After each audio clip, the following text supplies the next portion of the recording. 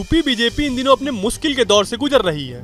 UP में सरकार बनाम संगठन का रार सुलझने का नाम ही नहीं ले रहा है। योगी जहां यूपी में लोकसभा चुनाव में मिली बड़ी हार की वजह तलाशने में लगे हुए हैं, तो वहीं उन्हीं के दोनों डिप्टी ने उनके खिलाफ ही मोर्चा खोल रखा है। जब से लोकसभा का नतीजा आया है, योगी कैबिनेट की मीटिंग से ये दोनों नेता नदारद दिख रहे हैं। ऐसे में इस पूरे राजनीतिक घटनाक्रम को लेकर विपक्ष भी बीजेपी के मजे ले रही है। दोनों डिप्टी और मुख्यमंत्री योगी आदित्यनाथ के बीच इतनी दूरियां हो गई थीं कि लखनऊ में पाटना मुश्किल हो गया था। इसके लिए पार्टी हाईकमान ने योगी और उनके दोनों डिप्टी को दिल्ली तलब किया था। पीएम मोदी ने योगी और दोनों डिप्टी के साथ मीटिंग की और इस मामले को सुलझाने का प्रयास किया। तो आइए आपको न्यूज स्टेट की इस खास रिपोर्ट में बताते हैं कि मोदी ने कैसे दोनों डिप्टी सीएम को फटकार लगाते हुए सीएम योगी की पीठ थपथपाई। केशव प्रसाद मौर्य इन दिनों योगी के खिलाफ खुले तौर पर मोर्चा खोल रखे हैं। वह पार्टी स्तर की मीटिंग से लेकर सार्वजनिक मंच तक योगी के खिलाफ बोलते रहे और उनके खिलाफ भाषण देते रहे हैं। अब तो उनके बॉडी लैंग्वेज को देखकर ऐसा लगता है कि पार्टी नेतृत्व ने भी उनको योगी के खिलाफ बोलने के लिए फ्री हैंड दे रखा है। इस बात का तब और बल मिल जाता है जब केशव मौर्य को 2022 के चुनाव में सिराथू से मिली हार के बाद भी उन्हें प्रदेश का उप मुख्यमंत्री बनाया गया। पार्टी को लगता है कि यूपी में केशव मौर्य बीजेपी का सबसे बड़ा ओबीसी नेता है।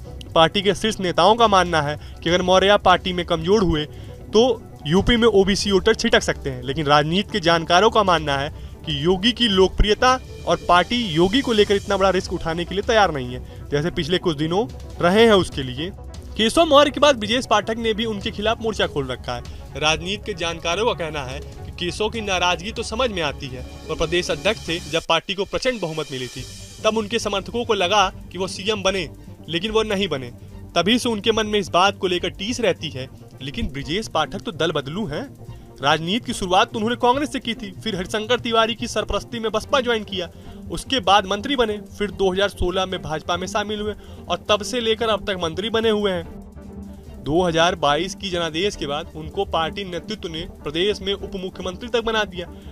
अब उनकी भी महत्वाकांक्षा बढ़ गई है। कुल मिलाकर पीएम मोदी से मीटिंग के बाद सीएम योगी का जोश हाई है। दोनों डिप्टी सीएम को साफ तौर पर नसीहत दे दी गई है कि अब आप इस तरह योगी सरकार के खिलाफ खुलकर नहीं बोलेंगे। राजनीति के जानकारों की माने तो जब मीटिंग से योगी बाहर निकले तो उनके बॉडी लैंग्वेज से ऐसा लग रहा था कि कूटनीतिक तौर पर उनकी जीत हुई थी। मीटिंग से पहले जब दोनों डिप्टी सीएम पीएम के साथ मीटिंग में पहुंचे थे तो उनके हाथ खाली थे, लेकिन जब सीएम योगी पहुंचे तो उनके हाथ में एक फाइल थी। ऐसा लग रहा था कि योगी दिल्ली हाईकमान से मिलने के लिए पूरा होमवर्क करके पहुंचे हैं।